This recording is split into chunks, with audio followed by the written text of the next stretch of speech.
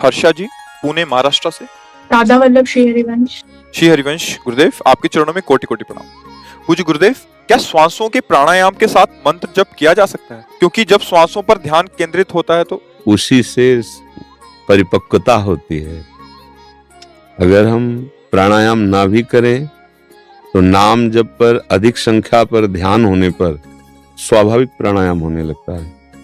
नाम श्वास दो बिलक चलत हैं, इनको भेद न मोको भावे, श्वास ही नाम नाम ही श्वासा, नाम श्वास को भेद मिटावे, रोम रोम जब रग रग बोले, तब का स्वाद नाम को पावे। जैसे शांत अगर बैठे, अब हम श्वास खींच रहे हैं, 8 नाम 10 नाम 15 नाम 20 नाम, फिर आराम से हम छोड़े, कोई पकड़ने की जरूरत नहीं, आराम से छोड़े। इससे प्राण वायु का अपने आप शोधन हो रहा है, हमारे प्राण अपने आप सूक्ष्म हो रहे हैं। और जो प्राणायाम हठ योग से लाभ मिलता है वो सहज नाम जपने से अपने आप प्राप्त हो जाता है।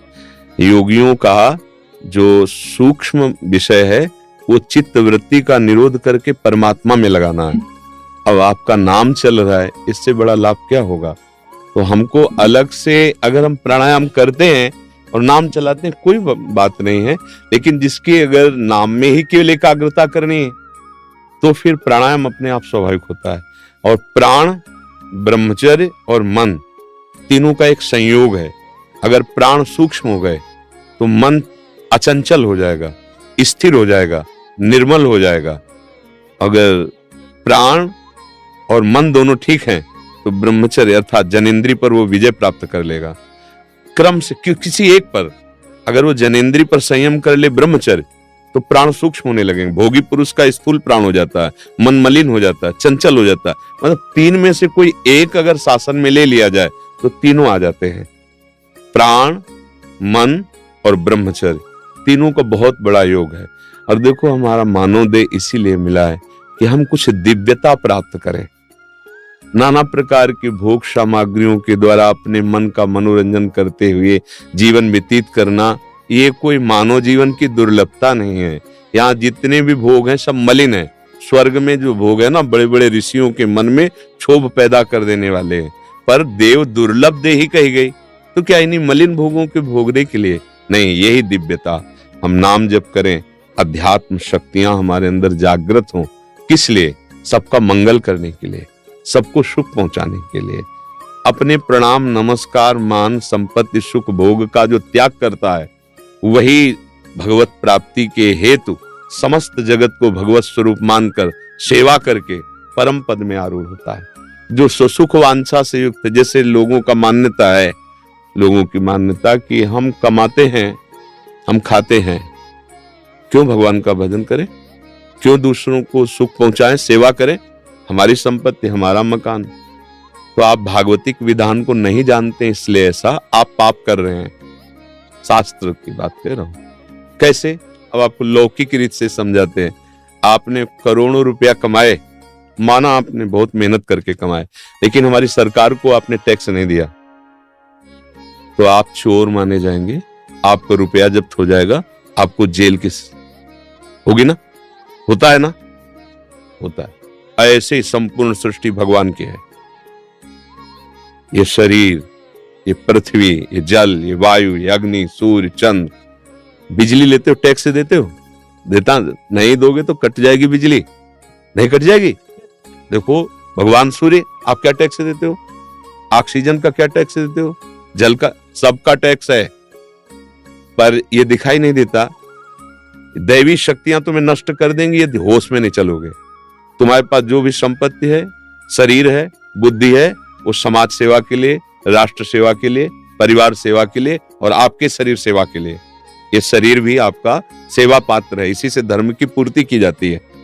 अगर आप मनमानी भोग भोगेंगे और ये सोचे कि संपत्ति के स्वामी हम हैं, तो आप पाप कर रहे हैं। आपके अंदर अधर्माचरण की वृद्धि होगी, आपकी दुर्गति हो जाएगी। तो हमारी बुद्धि शुद्ध हो और हम ये जाने कि धर्म क्या है, हमें कैसे चलना है, इसके लिए नाम जप आवश्यक है।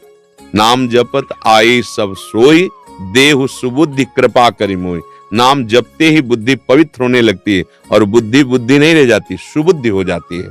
देव कृपा करी बुद्धि प्रकाश, बुद्धि में प्रकाश आ जाता है ज्ञान का, जिसे विवेक कहते हैं, तब मनुष्य जीवन सार्थक होता है। नहीं ऐसे हमारी हालत होती चली जा रही कि हम बिना भोगों के जी ही नहीं सकते। देखो अंदर आ गया है, अब मरने मात्र की बात सोचकर डर लगता है, क्योंकि हम बिना शरीर के रह ही नहीं सकते। कितना अज्ञान हो गया है। यद्यपि हमारा शरीर से अपने ना कभी संबंध था, ना है, ना रहेगा। यद्यपि मृषा पर छूट अति कठिन है। इसीलिए भगवान ने कृपा करके शास्त्रों में वर्णन किया, भगवान संतों के हृदय में बैठ करके बता रहे हैं, फिर यहाँ कुछ नहीं है। यहाँ आप मुक्त होने के लिए भेजे गए हो। अपने कर्तव्य का पालन करो, घर परिवार की भगवत भाव से सेवा करो, समाज की, राष्ट्र की, आप मुक्त हो जाओगे। आपकी गाड़ी है और आप भारत की भूमि में चल रहे हैं, टैक्स देना पड़ेगा आपको, है नहीं? हाँ, मतलब कुछ फ्री नहीं है यहाँ भी। तो ऐसे भागवतिक टैक्स देना पड़ेगा, नहीं देवता नष्ट कर देंगे। अगर यज्ञ आप नहीं करते, यज्ञ का मतलब होता है अपने धर्म का पालन, स्वाहा यज्ञ नहीं कही जाती, कर्तव्य का पालन। जैसे किसी के आप पति हैं, किसी के भाई हैं, किसी के पुत्र हैं, आप किसी समाज के पद पे हैं, आपका जो कर्तव्य है धर्म पूर्वक कर्तव्य करो। दैवी शक्तियां देख रहे हैं, आपका बिना मांगे सहयोग करने लगेंगी, क्योंकि आप सृष्टि संचालन कार्य को धर्म पूर्वक कर रहे हैं। और अगर आप अधर्म से चलेंगे तो अग्नि देवता, वायु देवता, भूमि, जल, आकाश, यही तुम्हें नष्ट कर देंगे, किसी और की जरूरत नहीं। वो चलती गाड़ी में 8 लोग बैठे थे, आग लग गई, कोई नहीं बचा, भस्म कर दिया। तुम्हारा रुपया, पैसा, गाड़ी, घोड़ा जितना है, ये सब तुम्हारे दुख का कारण बन जाएगा। ये धर्म से नहीं चलोगे। जरा सी हिली, किलोमीटरों बसा हुआ नगर मिट्टी में मिल गया। एक लहराई, किलोमीटरों। ये कौन है? जल देवता, अग्नि देवता। तूफान आया, मिट्टिया मिट कर रहा है, क्या है ये? वायु देवता। हाँ, आकाश से ओले गिर रहे, अनावृष्टि, अतिवृष्टि, बहुत। ये तो फ्री नहीं मानव जीवन, इसका टैक्स है। यदि भजन नहीं करते, दूसरों की सेवा नहीं करते, तो आपसे पाप बनेगा, बनेगा, पक्का बनेगा। दूसरे प्रकार से समझाते हैं, जैसे हमको भारतीय जो एजेंसियां हैं सरकार की, वो हमें भेजें, आप अमुक देश जाइए और ये भारत सरकार का कार्य करना है। तो आप कहेंगे मैं सुविधा चाहिए, तो आपको बंगला मिलेगा, वहां परिवार, सब व्यवस्था आपकी, जो जैसे 2 मार्ग हैं, विरक्ति और गृहस्थी। तो जिनको ये भगवान ने निश्चित कर दिया कि तुमको ऐसे चलना है, निवृत्ति मार्ग में तुमको निश्चित कर दिया, पत्नी देते हैं, परिवार देते हैं, सब सुख सुविधाएं देते हैं, पर अपना कल्याण करना है तुम्हें, मेरा भजन करके मेरे को प्राप्त होना। अब वो विदेश गया, सब किया, बच्चों को पढ़ाया, सब किया, लेकिन जिस सरकारी काम से आया तो वो काम नहीं किया। अब जब वहां से लौट के आया और उससे पूछा गया आपने काम किया, बोले नहीं। तो सुविधाएं किस लिए दी गई थी, तुम्हें भेजा किस लिए गया था? अब उसको जेल होगी कि नहीं होगी? जेल होगी ना, सरकारी काम में। ऐसे आप यहाँ जन्म लिए, खूब पढ़ो लिखो, नौकरी करो, कमाओ खाओ, लेकिन आपका कार्य था भगवान का भजन करके, दूसरों की सेवा करके मुक्त हो जाना। नहीं मुक्त हुए तो सो परत्र दुख पावई, सिर धुनि धुनि पछताए, काले कर्म ईश्वर मिथ्या दोष लगाए। बड़े भाग्यशाली हैं जिनको ये बात समझ में आ जाए, हमारा जीवन केवल भोगों के लिए नहीं, हमारे साथ कुछ नहीं जाना, उठते बैठते चलते फिरते 1 पैसा नहीं लगना। भगवत प्राप्ति में पैसे की जरूरत नहीं है, 1 पैसा नहीं। राधा राधा राधा परम धन।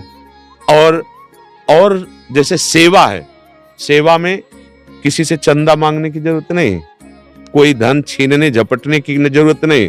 4 रोटी हैं, आज 3 पालो, 1 रोटी को टुकड़े करके डाल दो, कुछ चिड़िया, कुत्ते, पशु, हो गई तुम्हारी सेवा। अगर तुम्हारे पास बहुत है तो बहुत आयत में सहयोग कर दो, अगर नहीं है तो 4 रोटी पाते हैं, उनमें से 1 निकाल दिया, एक दूसरे की सेवा में। 1 गाय को दे दी, किसी दिन किसी पशु पक्षी को दे दी।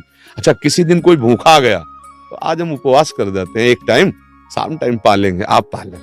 बहुत बड़ी यज्ञ हो गई, बहुत बड़ी सेवा हो गई। इसके लिए चंदा मांगने की जरूरत नहीं। ये मनुष्य जीवन ये राक्षस बनकर व्यतीत करने के लिए नहीं। आज हमारे भाइयों में, नवीन पीढ़ी में बहुत दोष उत्पन्न होता जा रहा है। दूसरे को दुख देना एक नॉर्मल बात हो रही है। एक माता जा रही है, अब वो मोटरसाइकिल में बैठे, ऐसे जंजीर चैन होती ना, खींचा, अब वो मुंह भरा गई, अब हमें लगता है क्या राक्षसी हृदय हो गया, इतना भी विचार नहीं किया कि मेरे जैसा ही उसका शरीर है, एक चंद रुपयों के लोभ से हम उसको कितना बड़ा दुख दे सकते हैं। वो मर सकती है, उसको कष्ट हो, हाथ पैर टूट सकते हैं। ऐसे देखो कितना बेविचार, कितना दोष बढ़ता जा रहा है। हम लोग इतने निर्दयी होते जा रहे हैं, कोमल पशुओं को हिंसा करके, भून के, उबाल के हम सोचते हैं बहुत बलवान बन जाएंगे। नहीं, अध्यात्म बल होता है। ये पार्थिव शरीर का बल तुम्हें भोगों में लगाएगा, काम क्रोध लोभ में, और ये तुम्हारे पाप होंगे और ये तुम्हें बराबर दुख पहुंचाएगा। जो दुर्गति कर रहा है उसमें हमारी रति बढ़ती चली जा रही है, बेविचार में, हिंसा में, पाप में, चोरी में, अधर्म में। बोले शॉर्टकट चले बिना कोई करोड़पति धनी नहीं बनता है, तो उसे क्या हो जाएगा? उसे क्या हो जाएगा?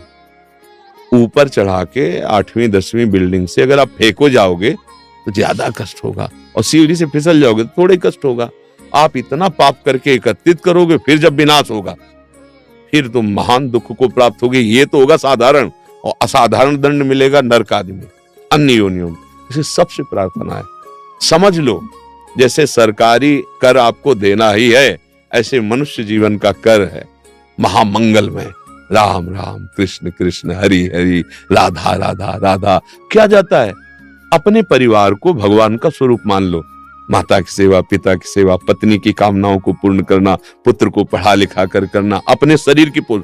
और राम राम, कृष्ण कृष्ण, कृष्ण कृष्ण, हरि हरि, राधा राधा। प्रभु आपने परिवार रूप सेवा दी है, हमारे तो उतना ही है कि हम इतने की सेवा कर लें। कभी कोई भूखा आ जाए, भोजन, इसी से भगवत प्राप्ति हो जाएगी। हमारी बात मान लो। भगवान को नाटक नहीं पसंद है। सरल स्वभाव न मन कुटिलाए, जैसे हो आप वैसे, और भगवान का भजन करे तो निश्चित भगवान की कृपा। ये मानवदेह इसीलिए मिला है। समाज का आज जो वातावरण, आज जो बुद्धि की सोच है, बहुत पढ़े लिखे हैं, विनम्रता नहीं है, बहुत बुद्धिमानी, लेकिन विनाशकारी कर्म किए जा रहे हैं। तो ये तो बहुत बढ़िया बात है कि अगर श्वास श्वास हम नाम जप करें, बहुत आनंद प्राप्त होता है। हो सकता है पूर्व प्रारब्ध के अनुसार शरीर रोगी हो जाए, पूर्व प्रारब्ध कर्म के अनुसार विपत्ति आ जाए, वो आएगी। जैसे दिन आया है तो रात भी आएगी, रात आई तो दिन आएगा। ऐसे सुख दुख का क्रम है। पाप और पुण्य हमसे दोनों हुए हैं, तो जब पुण्य आएगा तो सुख आ जाएगा, जब पाप का आएगा तो दुख आ जाएगा। लेकिन हम पाप और पुण्य केवल भोगते ही रहे, उससे बचने का उपाय है नाम। अगर हम राधा राधा राधा, तो श्री जी प्रिया जो हमको इतनी सामर्थ्य देंगी कि हम दुख में भी मुस्कुरा के निकल सकते हैं, हम विपत्ति में भी धैर्यवान रह सकते हैं। अगर ऐसा नहीं तो सुख में अभिमान में फूल जाते हैं और दुख में टूट जाते हैं, फिर सोचते हैं हम अपने शरीर को नष्ट कर दें। ऐसा है मानव जीवन, ऐसा नहीं। खूब नाम जप। जो सिद्धि चाहिए, जो लाभ चाहिए, हमारा हृदय का विश्वास, हमारे शास्त्रों के स्वाध्याय का फल और संतोष से अनुभूत विषय, नाम से सब कुछ प्राप्त हो जाएगा। चाहे वो गुरु प्रदत्त प्रणव हो या भगवान का कोई भी नाम हो, जिसने निरंतर नाम को पकड़ लिया वो परम लाभ, परम सिद्धि, वो महात्मा है, गृहस्थ में रहते हुए महात्मा है। अगर नाम जप नहीं चल रहा तो तुम चाहे जितना बुद्धि लड़ाओ, माया से नहीं जीत सकते। इतनी बात समझ लो। काम ऐसा बलवान योद्धा है सृष्टि का, यहां से लेके ब्रह्मलोक तक उसके बाण का संधान है, और फूल का बाण है। कोई ऐसा नहीं कि मतलब अग्नि बाण, वायुआस्त्र, ऐसा नहीं, फूल का बाण। और फूल के बाण से बड़े बड़ों को मुंह भरा गिरा देता है। और इससे बचे बिना कोई अपने स्वरूपानंद को या भगवदानंद को नहीं प्राप्त कर सकता। और उससे बचने का एकमात्र उपाय हरि शरणम, भगवान की शरण और नाम से।